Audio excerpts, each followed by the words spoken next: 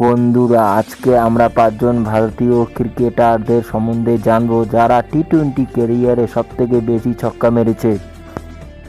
Number 5, Yuvraj Singh. 2007 সালে ইংল্যান্ডের বিরুদ্ধে মারা 6 ছক্কা এখনও কেউ ভোলেনি। তিনি আন্তর্জাতিক স্তরে 58টি ম্যাচ খেলে 261টা ছক্কা মেরেছে।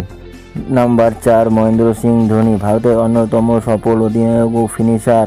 তার হেলিকপ্টার শট মুগ্ধ করেছে দর্শককে। তিনি আন্তর্জাতিক ক্রিকেটে 304টা ছক্কা মেরেছে। নাম্বার 3, বিরাট কোহলি। কিং কোহলি নামে পরিচিত রান মেশিন। তিনি আন্তর্জাতিক টি-টোয়েন্টি ক্রিকেটে 320টা ছক্কা মেরেছেন। নাম্বার 2, সুরেশ রায়না। ভারতের অন্যতম জনপ্রিয় ক্রিকেটার। তিনি আন্তর্জাতিক টি-টোয়েন্টি ক্যারিয়ারে 325টা ছক্কা মেরেছেন। নাম্বার 1, রোহিত শর্মা। হিটম্যান নামেও পরিচিত। ভারতীয় ক্রিকেটারদের তালিকায় টি-টোয়েন্টিতে সবথেকে বেশি ছক্কা রয়েছে তার। রোহিতের খাতায় মোট ছক্কার সংখ্যা 400টা।